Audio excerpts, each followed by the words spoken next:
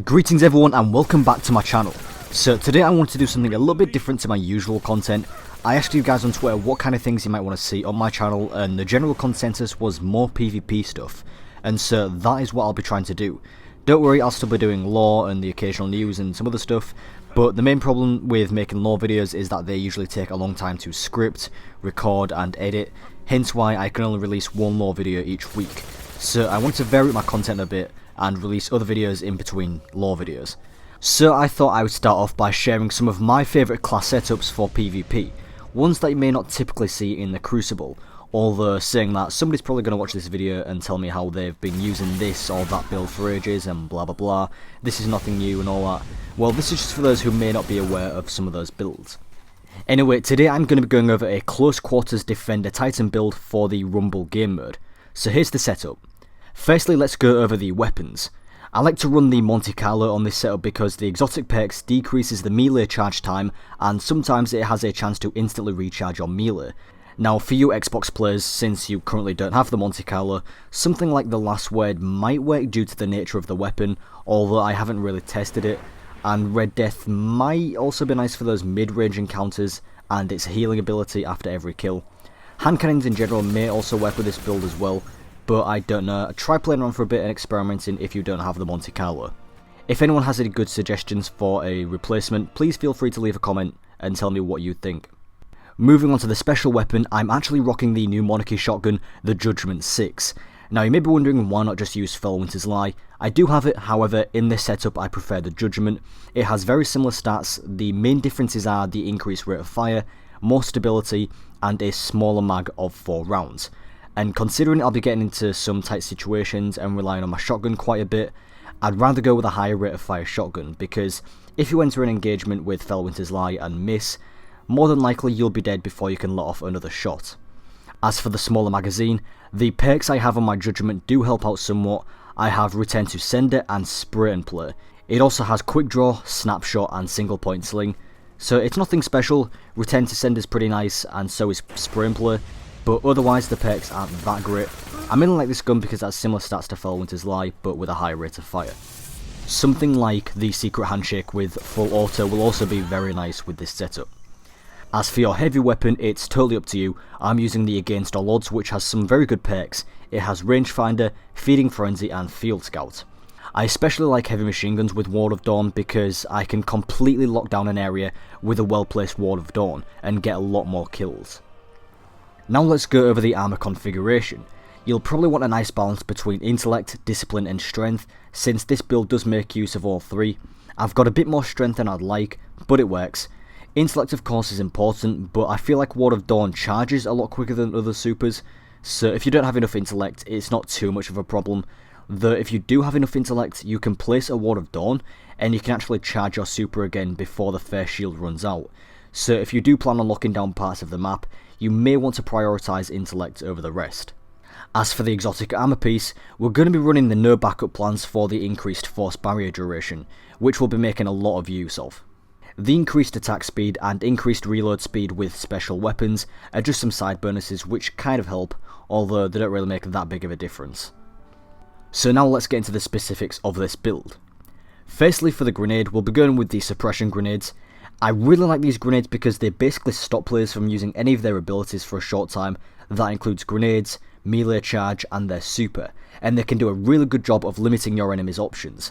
With the way I've set this build up, you'll probably be getting rather close to your opponents, so with suppression grenades you can really keep them grounded. It means they won't be able to double jump or blink out of the way, which can really throw players off when they try to double jump and all of a sudden it doesn't work, and they don't know why. By the time they figure it out, they'll most likely be dead. Another great feature of suppression grenades is that they can cancel supers. Now whilst this may not be as successful with Fist of Havocs or Nova Bombs, a well placed grenade can completely shut down Sunsingers and Blade Dancers, thus allowing you to quickly dismantle them. Moving on to the jump, we are actually going to go with Catapult. Normally I always go with increased height because that is just superior. However, in this situation we're not really going to be jumping around a lot, so the increased height isn't necessary. Instead you want to use Catapult to gain an advantage on your opponent in a gunfight. Since you'll be wanting to stick to tight areas, you can use Catapult to launch yourself towards your enemies and bring them within melee range. Speaking of which, a big part of this build is the force barrier melee. For this I'm going to be using War Machine because I'm able to reload almost instantly, which is really useful for keeping you active and straight onto the next gunfight. With the way this style plays out, you'll mainly want to go with a lot of recovery, so select Titan Codex 1 in this column and Titan Codex 5 in the other column. For this column I chose Relentless because we've already got no backup plans, which increases the duration of Force Barrier, so this furthers that and allows us to really take advantage of the overshield in gunfights before it runs out. It also allows the shield to take more damage, which in turn lets you be more aggressive and get in close if necessary. The damage difference may not be massive, but being able to take a few more shots will be very useful and could be the difference between life or death. And finally, Illuminated for increased Weapons of Light benefits. Iron Harvest is useless as this is more of a rumble setup, although it wouldn't hurt to give it a try in Skirmish. Untouchables, nah, I prefer Illuminated in almost every situation, and whilst Untouchable does mean more Ward of Dawn uses, you're really making a commitment when you use your super. You've got to be strategic in your shield placement. For the Ward of Dawn perk, this one might be a bit more down to preference. I chose Weapons of Light because it allows me to kill my enemies quicker since I am using the Monte Carlo, plus it also lets me do some ridiculous damage with my Judgment 6, and with Against All Odds it brings kills down from a 4 or 5 shot kill to a almost guaranteed 3 shot kill. Thunderlord may also work very nicely with this build.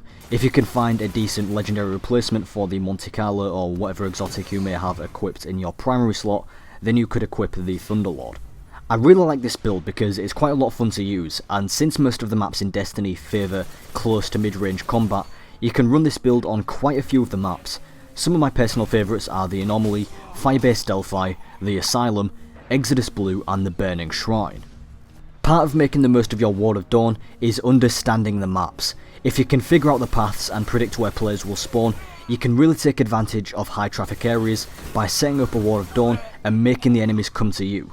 If you use it really well, you can potentially get enough kills to refill your super before your first Ward of Dawn runs out. This especially works well if you can lock down the areas where heavy ammo spawns and claim it for yourself. Anyway, let me know what you think of this build, let me know how it goes for you, and if you'd like to see more builds from me, as well as more PvP content in general, let me know in the comments. If you have any suggestions for what you'd like to see next, and if there's anything I could improve, again, let me know, I'm always open to feedback. So I'm just going to let the rest of this footage play out. Thank you for watching, and I will talk to you next time. Lost the lead. You're in the lead.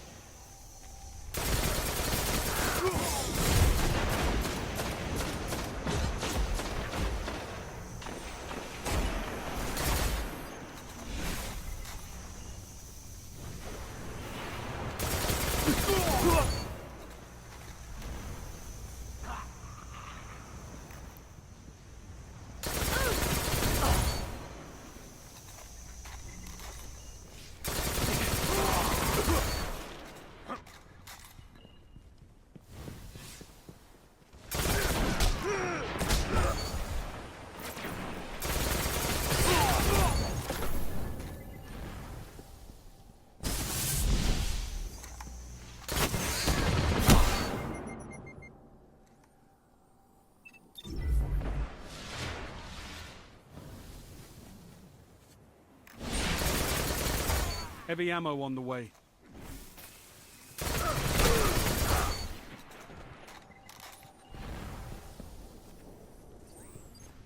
Heavy ammo available.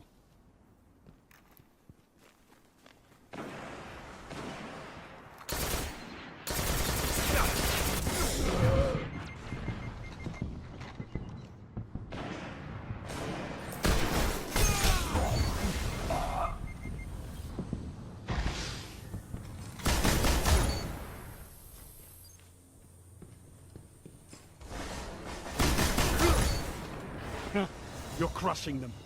Send them home crying.